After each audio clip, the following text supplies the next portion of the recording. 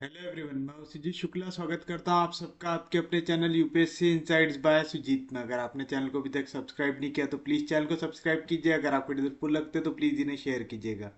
आपका चैनल को सब्सक्राइब करना मोटिवेट करता है कि हम इसी तरीके से आपके लिए क्वालिटी कंटेंट लाते रहे। बिना टाइम वेस्ट करे शुरू करते हैं हमारा आज का टॉपिक। आज से हमें पढ़ना है स्टैटिक्स एंड डायनामिक्स। तो लिखिए हेडिंग, स्टैटिक्स एंड डायनामिक्स। अब इसमें कई सारी डेफिनेशंस है, कई सारी ऐसी चीज़ें जो आपको समझना चाहिए। तो एक एक डेफिनेशन हम लिखते जाएंगे, उसको समझते जाएंगे, प्रॉपर स्ट्रक्चर वे में इसे शुरू करते हैं। तो लिखिए, सबसे पहली डेफिनेशन जो आपको समझना है वो है मैकेनिक्स। मैकेनिक्स लिखिए, the science which deals with the science which deals with state of rest or motion of a body, forces acting on body, and effects of these forces on the bodies upon which they act। अब सबसे पहले समझिए mechanics क्या होता है। अगर आप किसी बॉडी को देख रहे हैं, जैसे एक कार खड़ी है, तो ये कार यहां पे क्यों खड़ी है, ठीक है। इस पे कौन कौन सी फोर्सेस लग रहे हैं और उस फोर्सेस के वजह से क्या इफेक्ट आ रहा है, इन सब के स्टडी को हम क्या कहेंगे, मैकेनिक्स कहेंगे। कोई एक कार है, वो मूव कर रही है, तो जब वो मूव कर रही है तो उसमें कौन कौन सी फोर्सेस आ रही है, किस वजह से वो मोशन में आ रही है, उसके इफेक्ट क्या है, जितनी फोर्सेस उसमें लग रही है। जैसे अभी ये यहां से चल रही है तो इस पे फ्रिक्शन लगेगा, लगेगा कि नहीं लगेगा। आप गाड़ी की स्पीड बढ़ा रहे हैं तो एक फोर्स सामने की ओर लगेगा। तो ऐसी जितनी फोर्सेस लग रही है, कौन कौन सी फोर्सेस लग रही है, उनका इफेक्ट क्या होने वाला है, हर एक चीज की जब आप स्टडी करते हैं तो किसके अंदर आता है, मैकेनिक्स के अंदर आता है। तो मैकेनिक्स क्या है, एक साइंस है जो डील करता है स्टेट ऑफ रेस्ट या मोशन, किसका, एक बॉडी का, उस पे कौन कौन सी फोर्सेस लग रही है और उस फोर्सेस के वजह से क्या इफेक्ट आ रहा है उस बॉडी के ऊपर।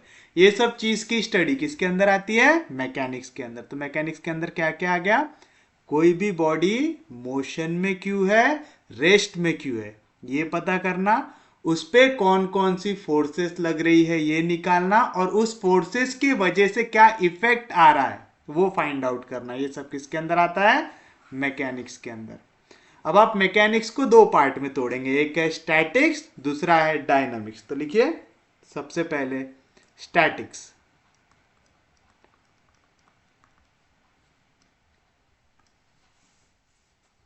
Statics, it is a branch of mechanics which studies forces on objects that are not changing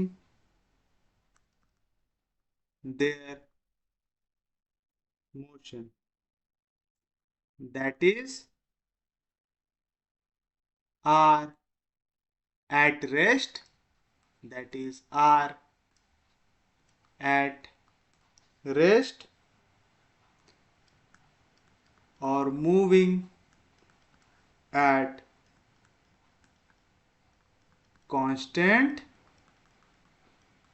velocity.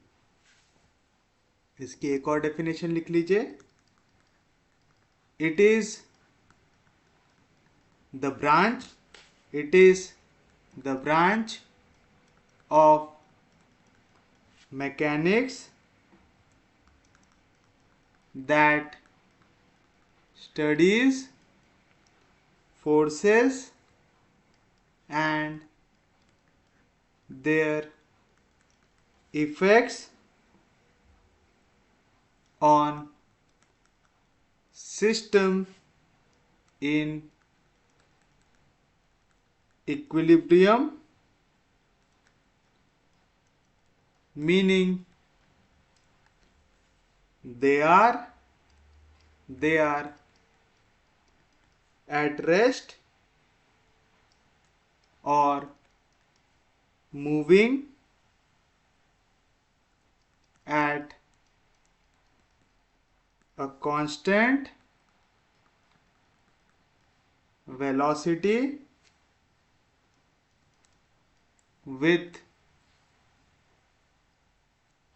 net zero force या zero net force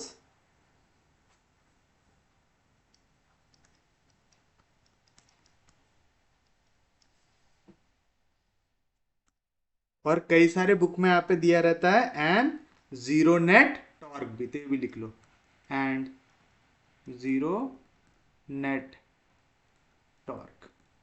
अब आप देखिए स्टैटिक्स क्या होता है। स्टैटिक्स एक ब्रांच है मैकेनिक्स की। यहां पे आप स्टडी करते हैं ऐसे ऑब्जेक्ट को जो अपने मोशन को चेंज नहीं करते। एग्जाम्पल, सपोज ये एक ऑब्जेक्ट है, ये ऑब्जेक्ट को मैंने मेरे हाथ के ऊपर रखा हूं। अब ये ऑब्जेक्ट को मैंने मेरे हाथ के ऊपर रखा हूं तो यहां पे कोई फोर्स लग रही है क्या? लग रही है। पहली फोर्स जो लग रही है वो क्या है?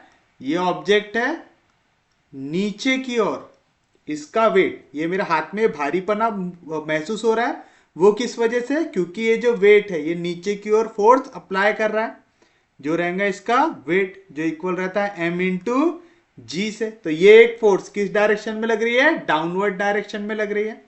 और इसको इसकी जगह पे रखने के लिए मेरे हाथ को क्या देना पड़ रहा है? एक रिएक्शन फोर्स देना पड़ रहा है, जो कैसी रहेंगी? अपोजिट डायरेक्शन में, नीचे से ऊपर की ओर आ रही है ऐसा। तो ये जो बॉडी अभी कैसी है? स्टैटिक पोजीशन में, रेस्ट में है। इस पे जब मैं स्टडी करूंगा फोर्सेस को, तो उसके फोर्स की वजह से क्या इफेक्ट आ रहा है, फोर्स कैसी लग रही है, ये सब जब स्टडी करूंगा तो किसके अंदर आएगा? स्टैटिक के अंदर आएगा। बट याद रखिएगा यहां पे सिर्फ और सिर्फ ऐसी बॉडी जो रेस्ट में सिर्फ वो आती है क्या? नहीं, मूविंग एट कांस्टेंट वेलोसिटी ऐसी बॉडीज भी आती है। सपोज एक सांड दौड़ता हुआ आ रहा था 10 किलोमीटर पर आवर की स्पीड से आपकी ओर, कांस्टेंट स्पीड से 10 किलोमीटर पर आवर की स्पीड से वो आया, आपसे टकराया, उसे कोई फर्क नहीं पड़ा, वो 10 किलोमीटर पर आवर की स्पीड से आगे बढ़ता ही जा रहा है, आप उसके ऊपर आगे, लेकिन फिर भी। तो यहाँ पे क्या हो रहा है? फोर्स लग तो रही है लेकिन उसके वजह से यहाँ पे वेलोसिटी में कुछ भी चेंज आ रहा है क्या? नहीं आ रहा है। यानी जो मोशन हो रहा था, सपोज ये सांड आगे दौड़ता हुआ जा रहा था तो उसमें कुछ ना कुछ फोर्स लग रही होंगी। कितनी स्पीड से था? 10 किलोमीटर पर आवर की स्पीड से दौड़ रहा था, और सेम स्पीड से आपसे टकराने के बाद भी वो दौड़ते हुए जा रहा है। मतलब यहां पे उसका जो मोशन है वो चेंज हुआ क्या? नहीं। तो जब भी कांस्टेंट वेलोसिटी से कोई भी ऑब्जेक्ट मूव करते रहेगा तो उसकी भी स्टडी किसके अंदर आएंगी? स्टैटिक के अंदर आएगी। समझ में आया पक्के में? ये चीज आपको समझना है, ठीक है? स्टैटिक्स के अंदर सिर्फ और सिर्फ रेस्ट पे नहीं आता है। ज्यादातर लोग क्या अज्यूम कर लेते हैं कि स्टैटिक कब होगा? जब आपका ऑब्जेक्ट रेस्ट में हो। इसके साथ साथ आपको ये भी याद रखना है, अगर वो कांस्टेंट वेलोसिटी से मूव कर रहा है तो भी वो किसकी स्टडी किसके अंदर आएंगी? स्टैटिक के अंदर आएंगी। तो करके थोड़ा सा ऐसा एग्जाम्पल से उसको समझने की कोशिश कीजिए ताकि आपके दिमाग में अच्छे से बैठा रहे वो। अब ये दोनों डेफिनेशन एक ही है, बस उसको लिखने का तरीका चेंज किया हुआ है। तो उम्मीद है आपको स्टैटिक की डेफिनेशन समझ में आएंगी। तो मैकेनिक्स सबसे पहला क्या था? मैकेनिक्स था जब भी आप कोई फोर्स जो लग रही है बॉडी पे वो रेस्ट पे क्यों है, मोशन में क्यों है, जो फोर्स लग रही है उसके क्या इफेक्ट हो रहे हैं, ये सब चीज़ों को जब आप स्टडी करते हैं तो किसके अंदर आता है, मैकेनिक्स के अंदर। मैकेनिक्स की एक ब्रांच कौन सी होती है, स्टैटिक। स्टैटिक में क्या होता है, स्टैटिक में आप यहाँ पे ऑब्जर्व करते हैं बॉडी को जो चेंज नहीं करते हैं अपने मोशन को। मतलब अगर वो रेस्ट में है तो फोर्स लगने के बाद भी कहां पे रह रहे हैं, रेस्ट पे रह रहे हैं। अब ये मेरे पीछे दीवार है, मैं इसके ऊपर बहुत ज्यादा फोर्स लगा रहा हूं, यहाँ पे कुछ भी मोशन हो रहा है क्या, नहीं हो रहा है ना। तो ये किसका एग्जाम्पल हो गया, स्टैटिक का हो गया, कि हम जितनी फोर्स अप्लाई करते जा रहे हैं वो उसको झेलते जा रहा है, उतनी हमें रिएक्शन फोर्स देते जा रहा है, हो रहा है। तो ये यहाँ पे कुछ भी मोशन में चेंज आ रहा है क्या, नहीं आ रहा।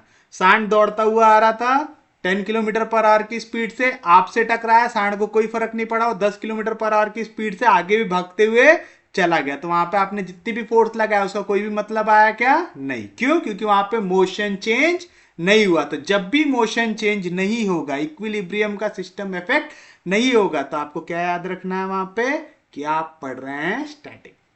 याद रहेगा पक्के में, किसी को कोई दिक्कत नहीं। नेक्स्ट जो हमें पढ़ना है वो क्या है, डायनामिक्स। तो नेक्स्ट लिखिए,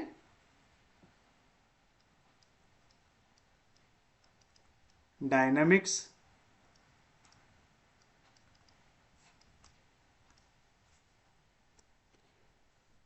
डायनामिक्स की डेफिनेशन लिखिए, it is the branch of mechanics, it is the branch of mechanics that deals with study of object in non uniform motion, या तो आप इसे ही लिख सकते हैं, deals with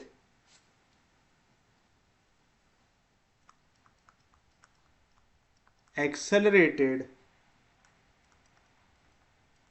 motion of bodies। तो अब डायनामिक्स में क्या हो जाएगा, डायनामिक्स में आप कांस्टेंट वेलोसिटी से मूव नहीं करेंगे। मतलब आपकी कार पहले 40 किलोमीटर पर आवर की स्पीड से चल रही थी, पीछे से एक और कार ने आके उसे ठोका, तो क्या होगा, उसकी स्पीड और बढ़ जाएंगी, बढ़ेंगे कि नहीं बढ़ेंगी। तो यहां पे क्या हुआ, जैसे ही आपने फोर्स लगाया तो क्या हो रहा है, मोशन चेंज हो रहा है। अगर मैं इसका आपको एक और एग्जांपल देना चाहूं तो आप ऐसा भी अज्यूम करके चल सकते हैं।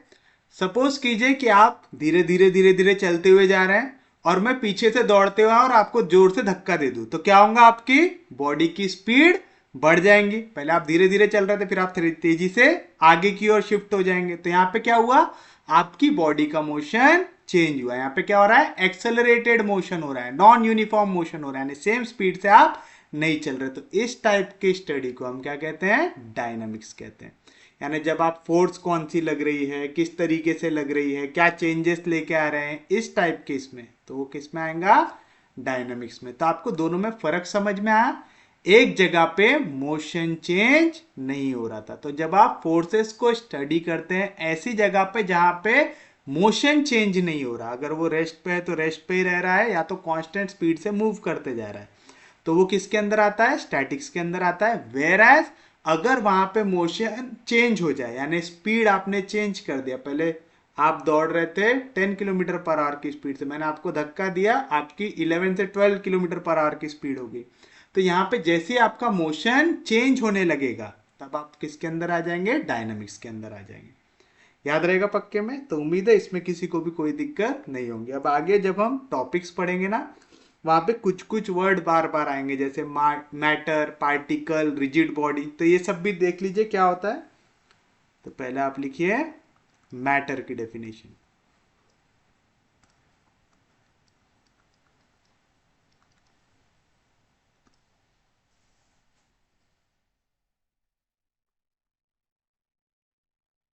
मैटर इज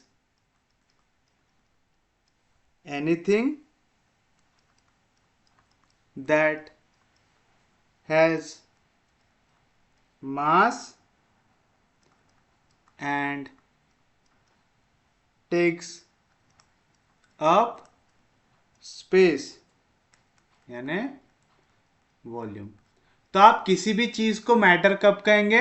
ऐसी कोई भी चीज जिसका कुछ मास हो और वो कुछ वॉल्यूम को ऑक्यूपाई करे। जैसे ये पेन है, पेन का कुछ मास है और मैं इसे कहीं पे भी रखूं तो ये क्या कर रहा है? कुछ ना कुछ स्पेस को ऑक्यूपाई कर रहा है, तो ये क्या हो जाएगा? मैटर हो जाएगा। जिस सोफे पे मैं बैठा हुआ हूं उसको भी मैं क्या कह सकता हूं? मैटर कह सकता हूं। आप जो चेयर में बैठे हैं वो भी क्या है? एक मैटर है। आपके पास टेबल होगा, आप उसको भी क्या कंसीडर कर सकते हैं? मैटर कंसीडर कर सकते हैं। तो मैटर आप किसको कह सकते हैं? ऐसी कोई भी चीज जिसके पास मास हो और जो कुछ ना कुछ वॉल्यूम को ऑक्यूपाई करे, उसे हम क्या कहेंगे? मैटर कहेंगे। इजी है डेफिनेशन। नेक्स्ट डेफिनेशन देखिए, जो है पार्टिकल। पार्टिकल की डेफिनेशन लिखिए। A particle is a portion of matter. A particle is a portion of matter. Point particle or point mass which is infinitely small, which is infinitely small in size. A particle has no length, no breadth, and no thickness. तो चलिए, क्या कह रहा है आपको? हम particle किसे कहेंगे? एक ऐसा पोर्शन मैटर का जिसको हम कहेंगे पॉइंट पार्टिकल या तो पॉइंट मास, जो इनफाइनाइटली स्मॉल है साइज में। यानी हम उसका जो साइज है उसे निग्लिजिबल ले सकते हैं। तो आप उसे किस पे कंसीडर करेंगे? पार्टिकल में। तो पार्टिकल क्या होता है? एक बहुत ही छोटा सा कण, एक बहुत ही छोटा सा पार्ट। किसका? मैटर का, जिसको आप ऐसा ले सकते हैं कि उसकी कोई लेंथ, ब्रेड्थ या थिकनेस नहीं है, यानी वो इतना ज्यादा छोटा रहेगा। ऐसा हम लेते हैं पार्टिकल। याद रहेगा, जब भी यहां पे आप पार्टिकल यूज करेंगे तो आपको क्या याद रखना है? ये पोर्शन होगा मैटर का जिसे हम पॉइंट पार्टिकल या पॉइंट मास कह सकते हैं, जिसका साइज बहुत ही ज्यादा छोटा रहेगा। तो इनफाइनाइटली स्मॉल इन साइज, यानी हम निग्लिजिबल साइज का ले रहे हैं इसे। याद रहेगा पक्के में? नेक्स्ट लिखिए, rigid body.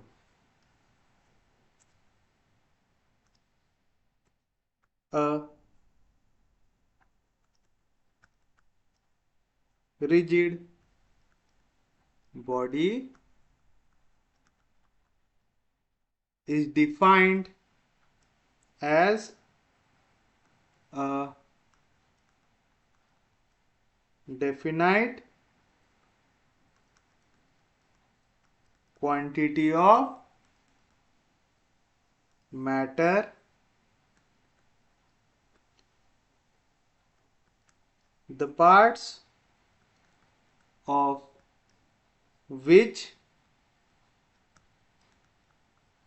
are fixed in position relative to each other. It does not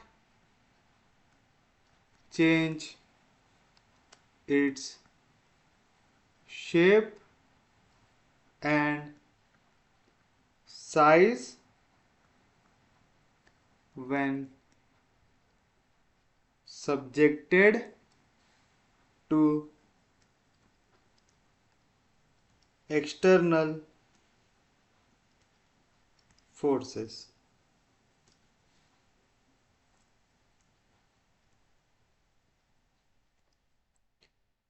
Deformal bodies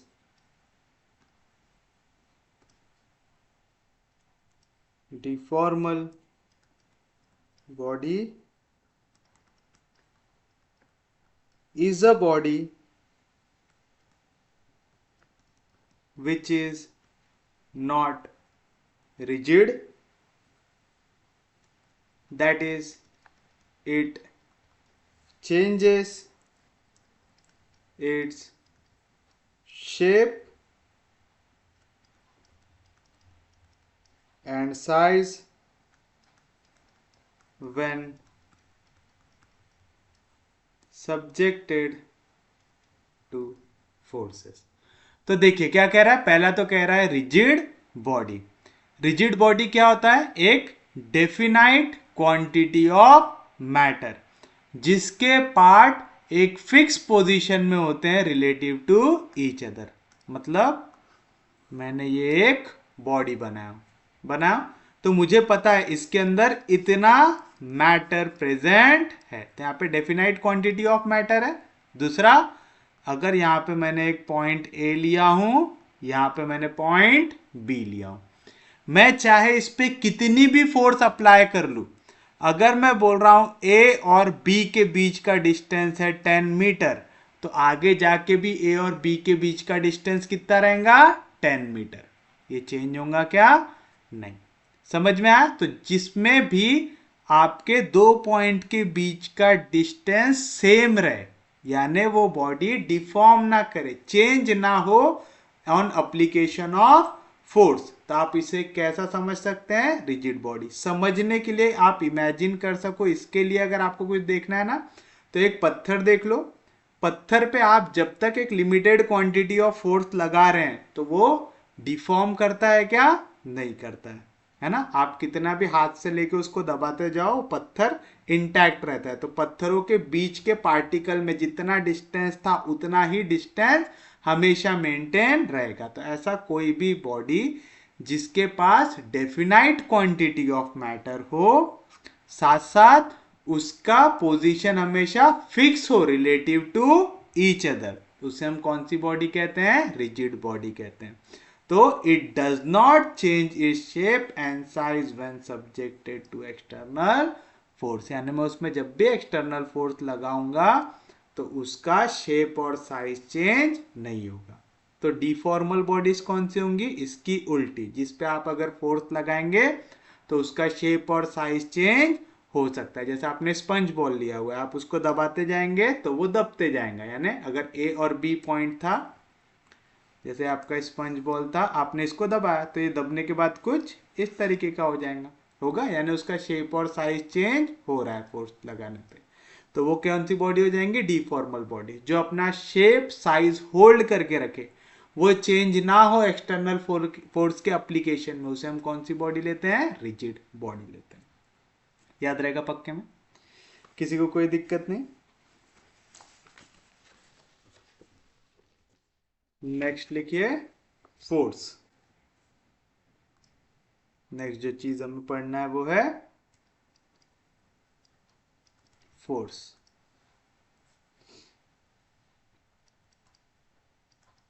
force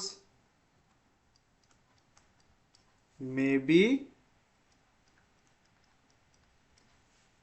defined as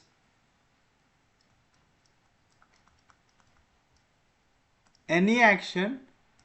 Force may be defined as any action that change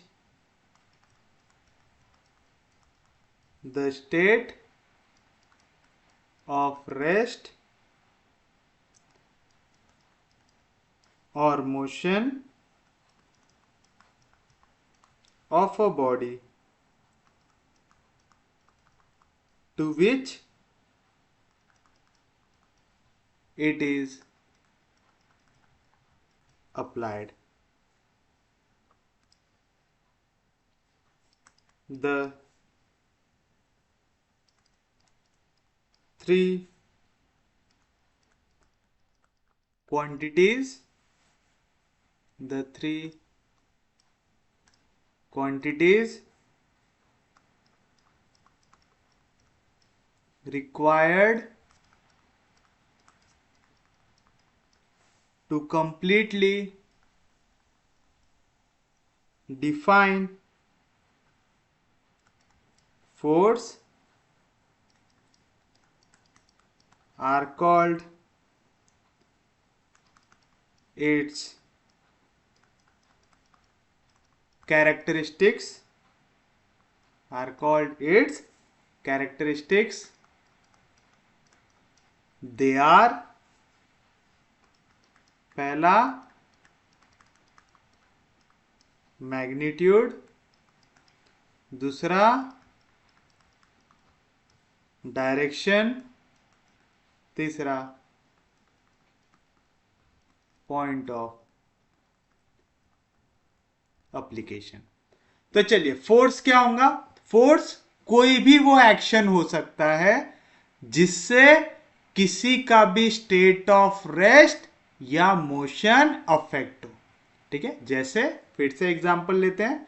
आप खड़े हुए, ठीक है, मैं पीछे से आया और आपके कंधे में धक्का मारा, तो आप क्या होंगे, आप आगे की ओर या तो बढ़ जाएंगे या तो सामने की ओर गिर जाएंगे. गिरेंगे ऐसा, तो क्या हुआ, आप स्टेट ऑफ रेस्ट पे थे, मैंने पीछे से धक्का मारा, मतलब क्या अप्लाई किया, फोर्स अप्लाई किया.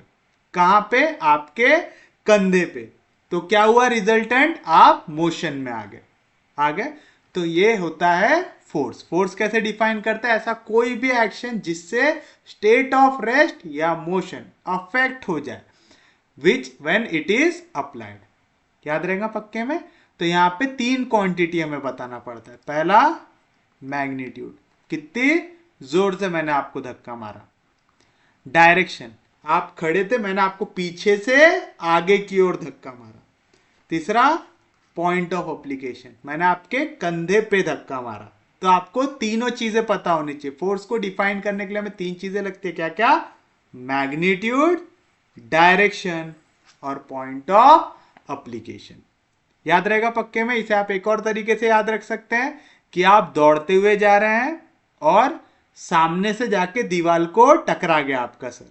ठीक है, तो आप फिर से देखिए, आप दौड़ते हुए जा रहे थे, मतलब आप मोशन में थे, सामने दीवार थी, दीवार ने आपके सर पे क्या अप्लाई किया, फोर्स अप्लाई किया. रिएक्शन था, आपने एक्शन दिया, उसने रिएक्शन दिया.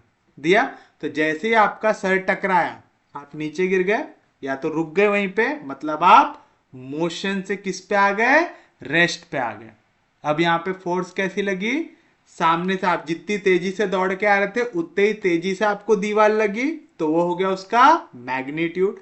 डायरेक्शन क्या था, आप जिस डायरेक्शन में दौड़ रहे थे उसके अपोजिट डायरेक्शन में दीवार ने आपको धक्का दिया, तो ये बता दिया आपने उसका डायरेक्शन. तीसरा पॉइंट ऑफ कांटेक्ट, कहां पे लगी, आपके सर पे लगी. तो उम्मीद है आपको समझ में आ रहा होगा फोर्स किस तरीके से इमेजिन करना है आपको. तो फोर्स क्या रहेगा, कोई भी ऐसा एक्शन जो चेंज कर दे आपका स्टेट ऑफ रेस्ट या मोशन, जब भी आप उसे अप्लाई करें. कितनी चीजें जरूरी है, मैग्नीट्यूड, डायरेक्शन और पॉइंट ऑफ एप्लीकेशन. याद रहेगा पक्के में.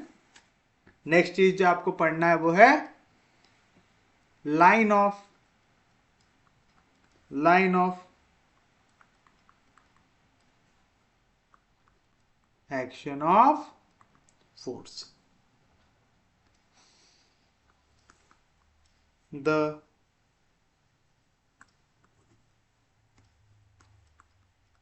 The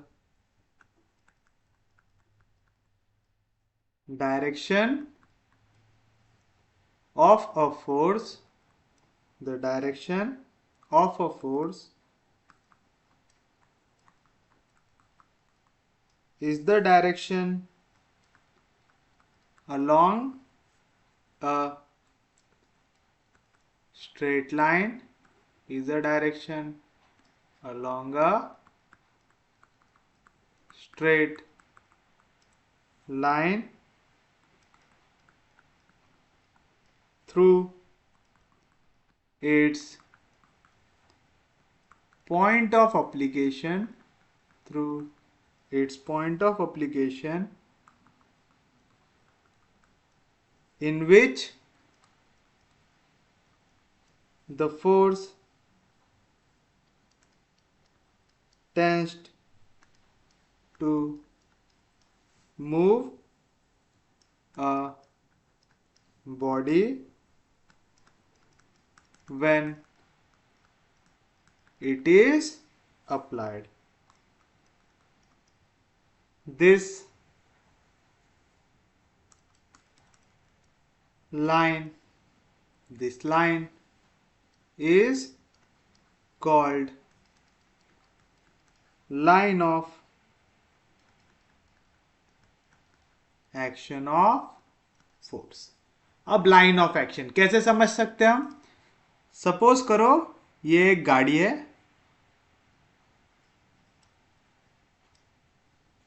इस गाड़ी को मैं पीछे से धक्का मार रहा हूं, ठीक है? तो मैं इस पॉइंट से गाड़ी को क्या कर रहा हूं? धकेल रहा हूं. तो अब मैं इस पॉइंट पे फोर्स को अप्लाई कर रहा हूं. कौन से डायरेक्शन में? सामने की ओर कर रहा हूं.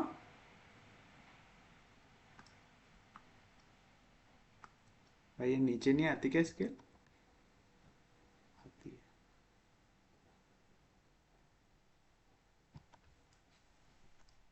कर रहा हूं. तो इस पॉइंट से मैं सामने की ओर इसे ढकेलता जा रहा हूं, ढकेल रहा हूं. तो ये जो फोर्स मैं इस डायरेक्शन में अप्लाई कर रहा हूं, तो इसे मैं क्या कहूंगा?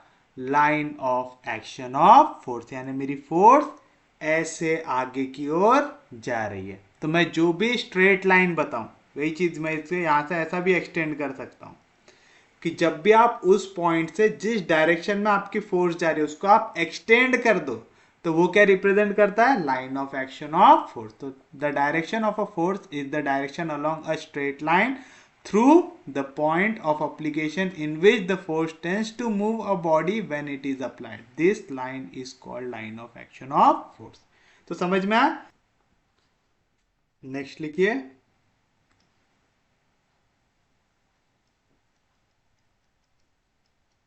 Principle of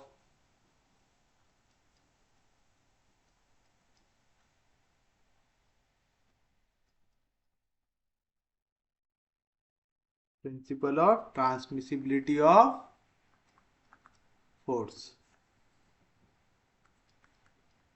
The effect of a force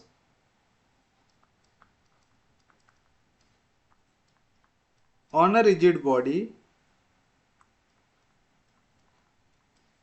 remains unchanged if the force is moved to any other point along its line of action, provided magnitude and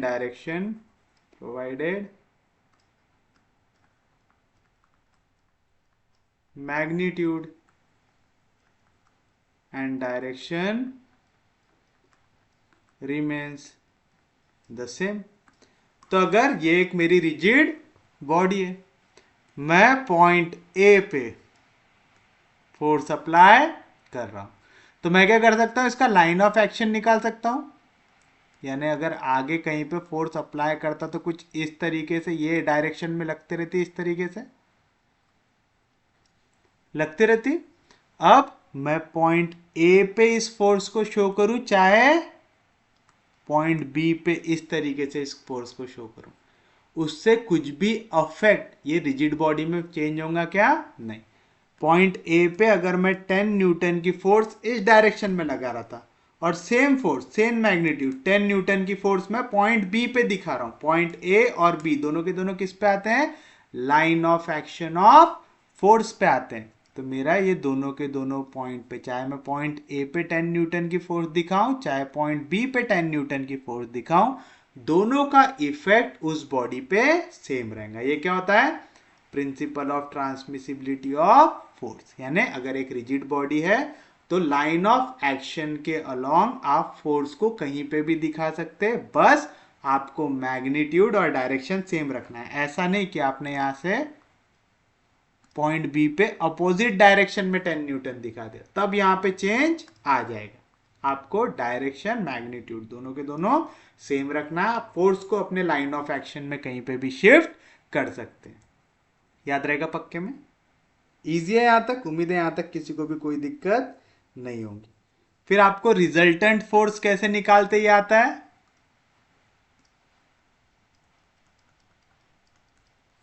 resultant force अगर मुझे निकालना है तो कैसे निकालते आता है, जैसे ये फोर्स F1 है,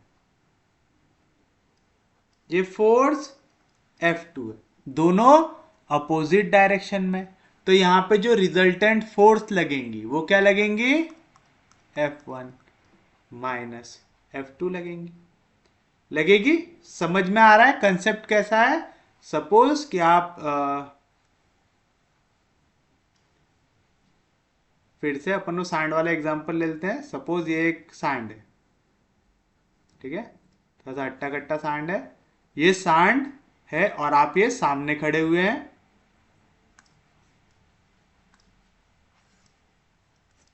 ये सांड के सामने आप खड़े हुए हैं। सांड आगे की ओर 10 न्यूटन की फोर्स लगा रहा है, यानी आपको वो 10 न्यूटन की फोर्स से धक्का दे रहा है। आप सांड को 9 न्यूटन की फोर्स से धक्का दे रहे हैं, तो जो रिजल्टेंट होगा वो क्या होगा। अब क्योंकि सांड 10 न्यूटन की फोर्स लगा रहा है, आप 9 न्यूटन की फोर्स लगा रहे हैं, मतलब ज्यादा दम कौन लगा रहा है, सांड ज्यादा दम लगा रहा है। तो क्योंकि सांड ज्यादा दम लगा रहा है, रिजल्टेंट मोशन किस डायरेक्शन में होगा, सांड से आपकी ओर होगा। अगर आप में ज्यादा जोश आ गया, आपने 19 न्यूटन का ताकत लगा दिया, तो 19 न्यूटन की फोर्स से आप सांड को पीछे ढकेलने लगे, तब क्या होगा, आपका मोशन इस डायरेक्शन में होगा। किस डायरेक्शन में, आपसे सांड की ओर होगा। तो समझ में आ रहा है? तो अभी हम ये वाला एग्जांपल लेते हैं कि सांड आपको 10 न्यूटन की फोर्स से पीछे ढकेल रहा है, आप सांड को 9 न्यूटन की फोर्स से पीछे ढकेल रहे हो। तो जो रिजल्टेंट हो रहा है वो क्या हो रहा है, जो 10 न्यूटन का फोर्स लगा रहा था उसमें से 9 न्यूटन तो आपने अपनी ताकत से रोक दिया, अपनी फोर्स से रोक दिया। रिजल्टेंट आप क्या नहीं रोक पाए, 1 न्यूटन की फोर्स जो किस डायरेक्शन में लग रही है, इस डायरेक्शन में लग रही है। समझ में आया पक्के में? तो जब भी आपके फोर्सेस अपोजिट डायरेक्शन में लगे तो जो रिजल्टेंट आएगा वो क्या आएगा, उनका सब्ट्रैक्शन आएगा। सेम चीज ऊपर नीचे के लिए भी है। ये एक बॉडी है, इस पे नीचे की ओर फोर्स लग रहा है F1, ऊपर की ओर लग रहा है F2, तो दोनों का रिजल्टेंट क्या आएगा, दोनों के बीच का डिफरेंस F2 माइनस F1 या F1 माइनस F2। जनरली हम लोग जब भी बहुत सारी फोर्सेस सॉल्व करने लगते हैं तो हम लोग जो भी फोर्स राइट की ओर जाती है उसे पॉजिटिव लेते हैं, जो भी लेफ्ट की ओर जाती है उसे नेगेटिव लेते हैं, जो भी ऊपर की ओर जाती है उसे पॉजिटिव लेते हैं, जो भी नीचे की ओर जाती है उसे नेगेटिव लेते हैं। जब भी आप एक सिस्टम ऑफ फोर्सेस को सॉल्व करते रहे जहां पे बहुत सारी फोर्सेस दी हुई है, जब भी आप ऐसा सॉल्व करते रहे तो ये चीज याद रखना, अगर कोई भी चीज ऊपर की ओर जा रही है तो उसे पॉजिटिव, नीचे की ओर जा रही है तो नेगेटिव, राइट की ओर जा रही है तो पॉजिटिव, लेफ्ट की ओर जा रही है तो नेगेटिव। इससे हम साइन कन्वेंशन लेते हैं। जब भी आप मल्टीपल फोर्सेस को सॉल्व कर रहे हैं तो हम उसे कंसिडर करते हैं। तो सेम लॉजिक लगाओ, अगर फोर्स सेम डायरेक्शन में लगा रहे हो तो ये F1 फोर्स है, सेम डायरेक्शन में मैं F2 फोर्स भी लगा रहा हूं, तो जो मेरा रिजल्टेंट रहेगा वो क्या रहेगा, F1 प्लस F2, इसी डायरेक्शन में रहेगा। सिमिलरली ऊपर की ओर ये F1 लगा, F2 लगा, तो जो रिजल्टेंट रहेगा वो क्या रहेगा, F1 प्लस F2। तो जब भी सेम डायरेक्शन में फोर्स लगाओगे तो आप फोर्सेस को क्या करेंगे, ऐड करेंगे। जब भी अपोजिट डायरेक्शन में फोर्सेस को लगाएंगे तो आप उसे क्या करेंगे, सब्ट्रैक्ट करेंगे। बस इतना याद रख लो, सेम डायरेक्शन में फोर्स आ रही ऐड करेंगे, अपोजिट डायरेक्शन में फोर्स आ रही सब्ट्रैक्ट करेंगे। अब एक और चीज होता है जो होता है रिजोल्यूशन ऑफ फोर्स।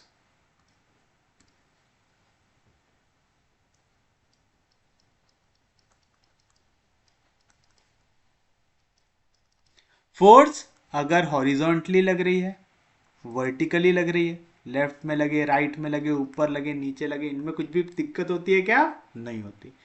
लेकिन अगर फोर्स कोई एंगल पे लग रही है, सपोज मैंने कुछ इस तरीके का दिखाया कि एक फोर्स है 5 न्यूटन की, ठीक है, ये लग रही है at an angle of theta, तो आप इसे किस तरीके से तोड़ेंगे। तो याद रखना, हमेशा हम क्या करते हैं, एक्स एक्सिस वाई एक्सिस का कोऑर्डिनेट सिस्टम बना लेते। तो देखो यहाँ पे हमें किसके साथ एंगल दिया हुआ है, एक्स एक्सिस के साथ।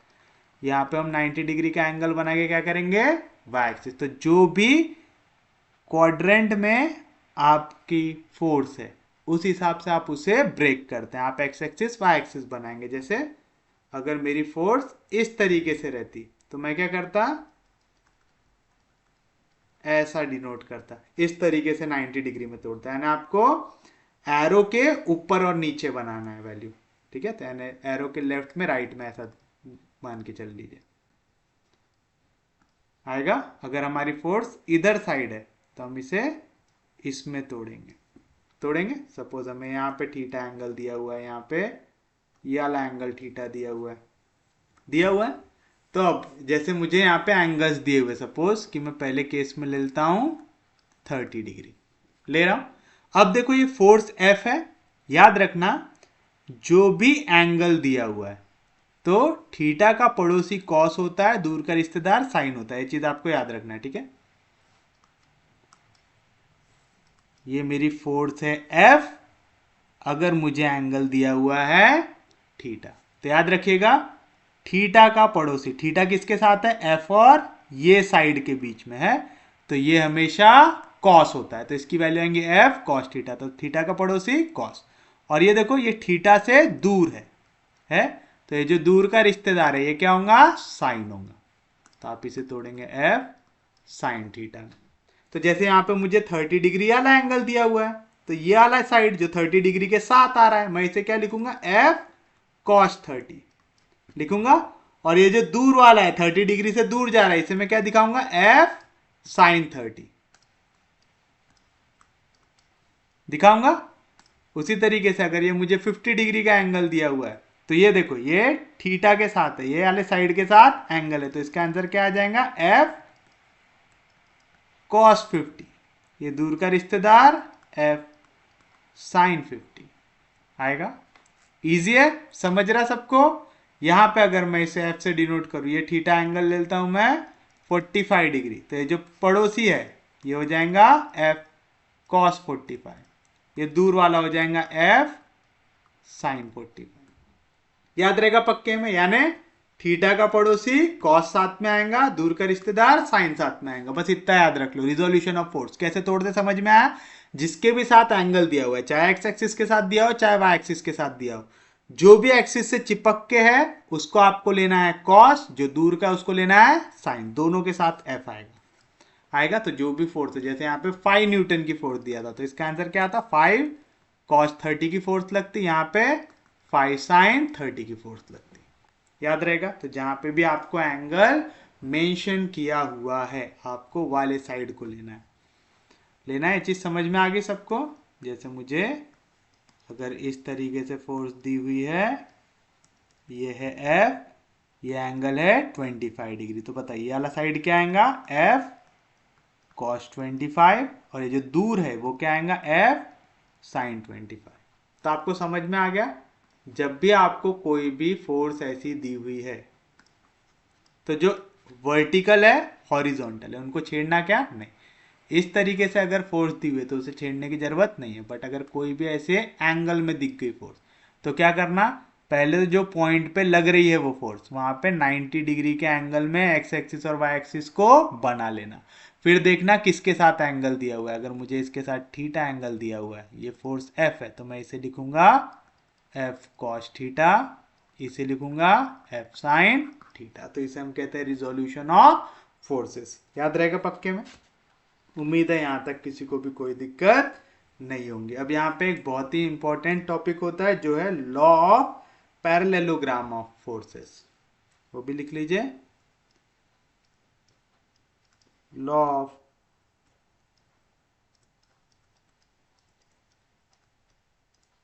पैरेललोग्राम ऑफ फोर्सेस, जो कहता है if two forces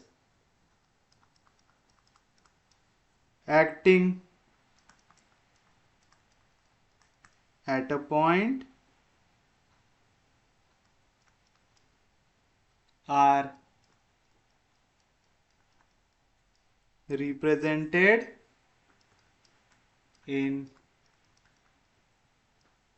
magnitude and direction by two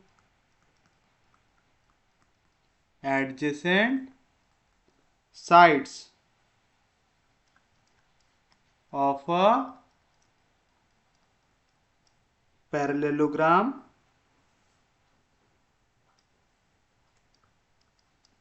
then the resultant is represented in magnitude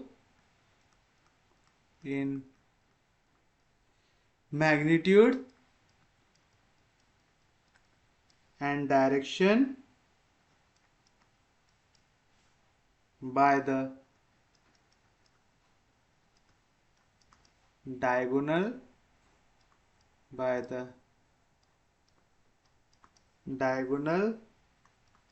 of parallelogram.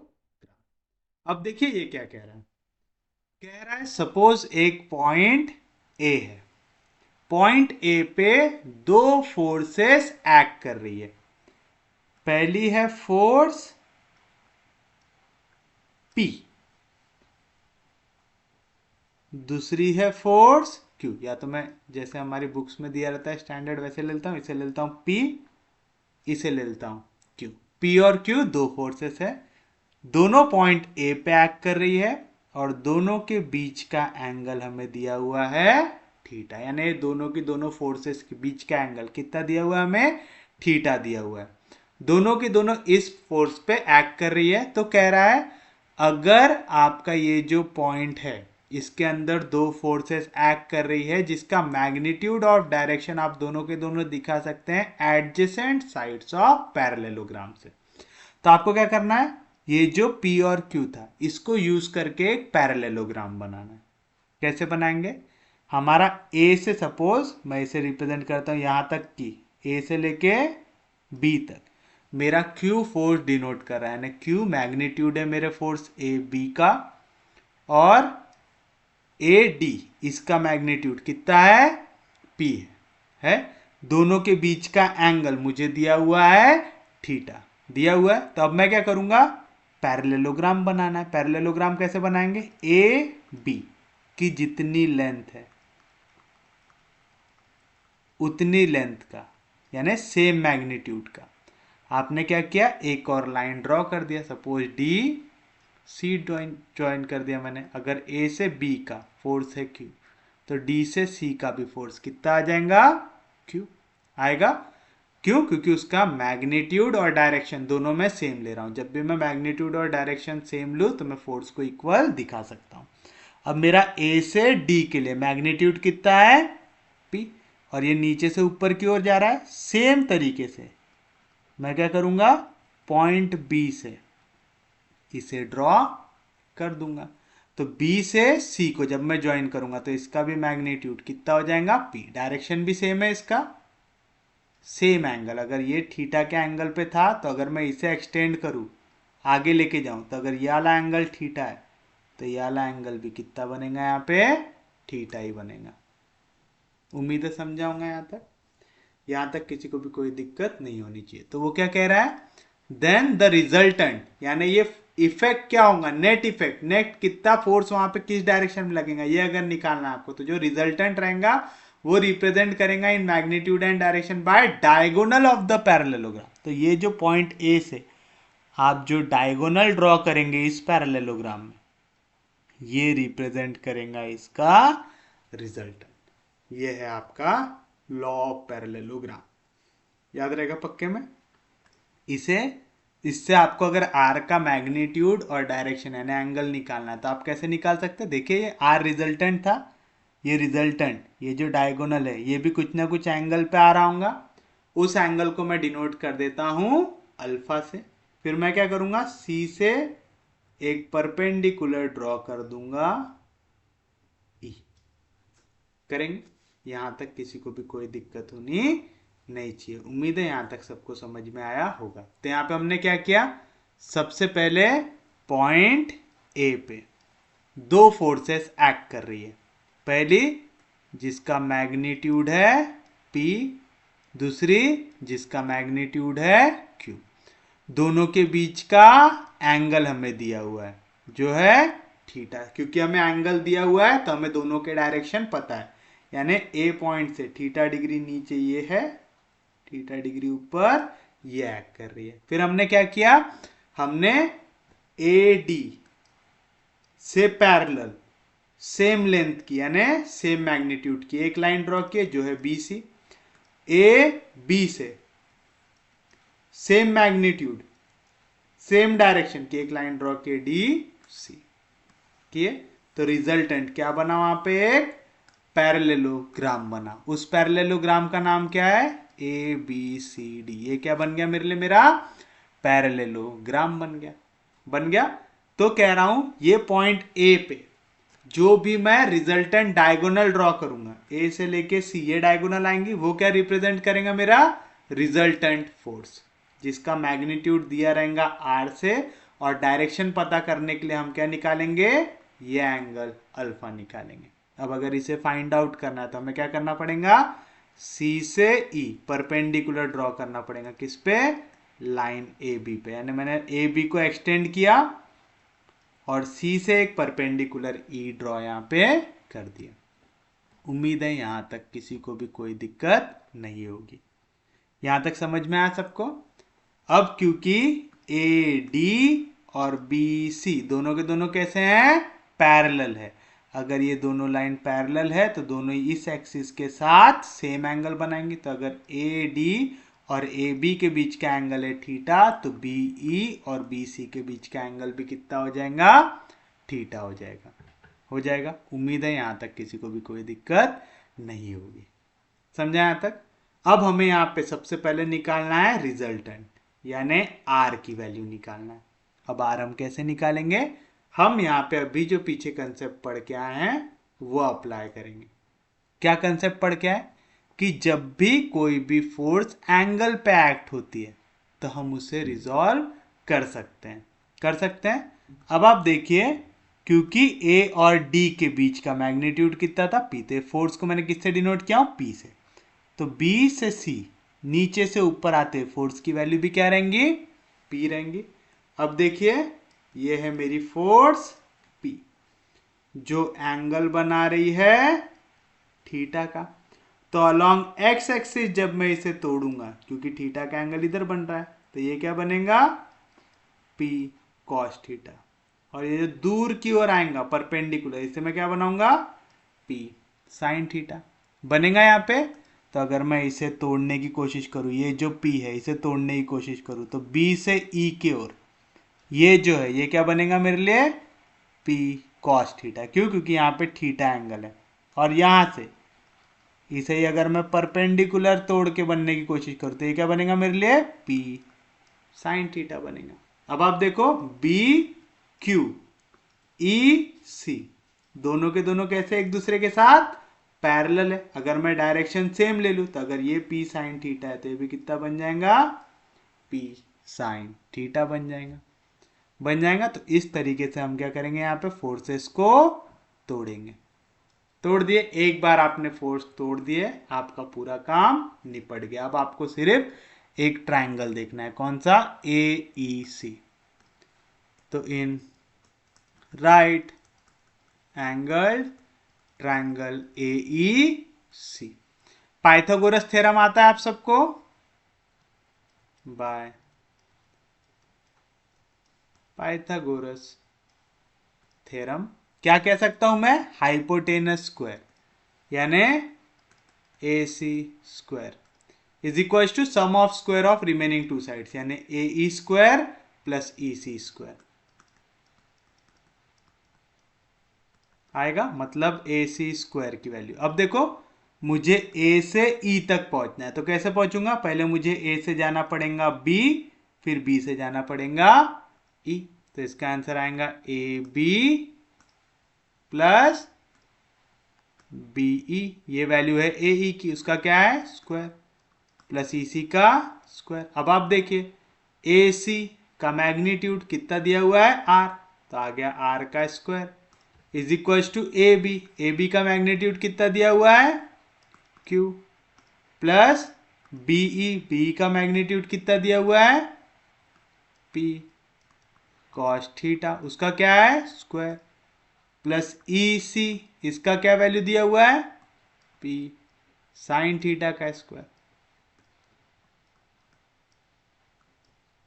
आएगा।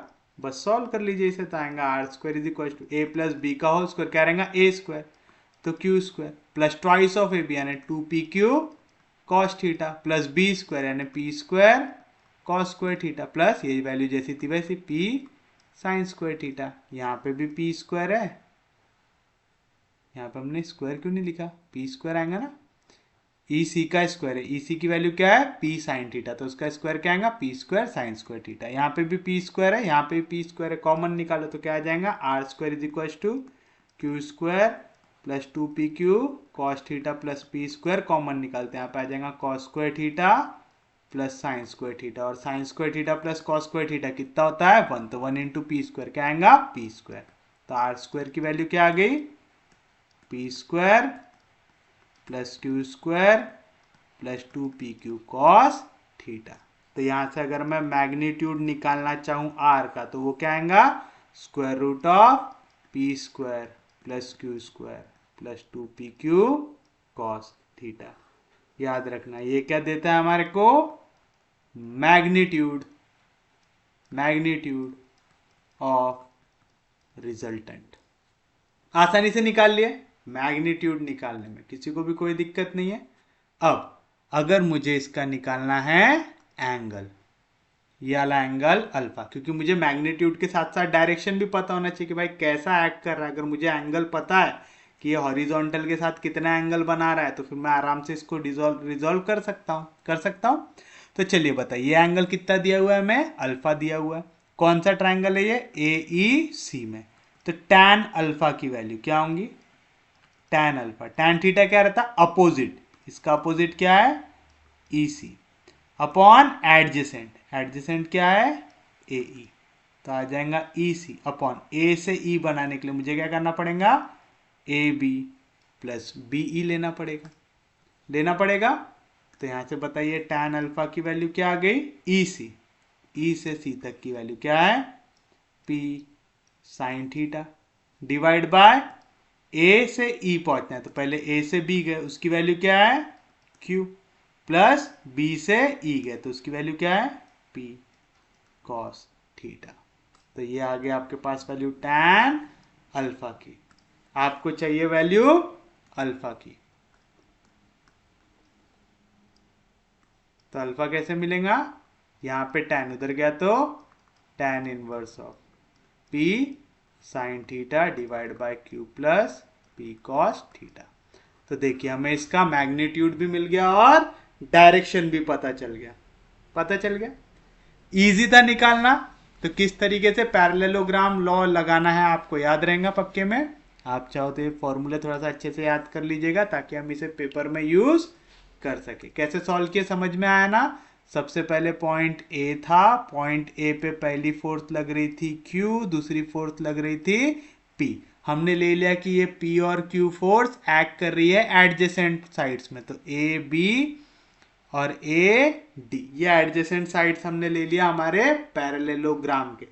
ए बी और ए डी यानी पी और क्यू एक्ट कर रहे हैं एक दूसरे पे एट एन एंगल थीटा। तो हमने क्या किया, हमने इसको कंस्ट्रक्ट किया। ए डी का जितना मैग्नीट्यूड और डायरेक्शन था, सेम मैग्नीट्यूड और डायरेक्शन के साथ मैंने एक नया साइड ड्रॉ किया जो है बी सी। ड्रॉ किया, अगर ए से डी तक की वैल्यू पी है तो बी से सी तक की भी वैल्यू है पी। दोनों का मैग्नीट्यूड सेम लिया, सेम डायरेक्शन में सॉल्व किया उसे। सिमिलरली ए बी को पैरेलल और सेम डायरेक्शन में मैंने डी सी ड्रॉ किया। अगर ये ए बी क्यू है तो डी सी भी क्यू ही आएगा। तो कह रहा है इसका जो रिजल्टेंट रहेगा यानी ए डी पे जो फोर्स पी लग रही है और ए बी में जो फोर्स क्यू लग रही है, इनके वजह से पॉइंट ए पे जो रिजल्टेंट इफेक्ट आएगा फोर्स का, वो आएगा अलोंग द डायगोनल आएगा। ये डायगोनल के रिजल्टेंट को मैंने ले लिया हूं आर। यहाँ पे क्या कंस्ट्रक्शन करना पड़ेगा इसको निकालने के लिए। अब क्योंकि यहाँ पे फोर्स लग रही है तो सीधी सी बात है ये फोर्स कोई ना कोई एंगल पे लग रही होंगी, तो ये डायगोनल का एंगल मैंने डिनोट किया हूं अल्फा से। कंस्ट्रक्शन मैंने किया, मैंने सी से एक परपेंडिकुलर ड्रॉ कर दिया किस पे, इस लाइन ए बी पे, और ले लिया कि वो इंटरसेक्ट कर रहा है एट पॉइंट ई, ऐसा मान के चलते हैं हम यहाँ पे। उसके बाद आप देखिए ए डी पैरेलल है बी सी से, तो अगर ए डी एंगल बना रही है थीटा का ए बी के साथ, तो बी सी भी थीटा का एंगल बनाएंगे कि नहीं बनाएंगे, आराम से बनाएंगे। अब देखिए यहाँ पे फोर्स है P जो एक्ट कर रही है एंगल थीटा पे, तो ये जो थीटा का पड़ोसी होता है ये किस पे टूटता है, कॉस पे, तो इसकी वैल्यू आ जाएंगे P कॉस थीटा। और ये जो दूर का रिश्तेदार होता है वो किस पे टूटता है, साइन पे, तो इसकी वैल्यू आएंगी P साइन थीटा। आप देखो नीचे से ऊपर जा रहा है, ये EC भी नीचे से ऊपर जा रहा है।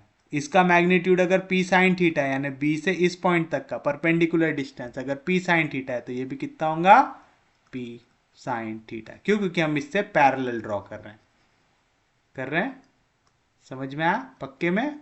उम्मीद है इसमें किसी को भी कोई दिक्कत नहीं होगी।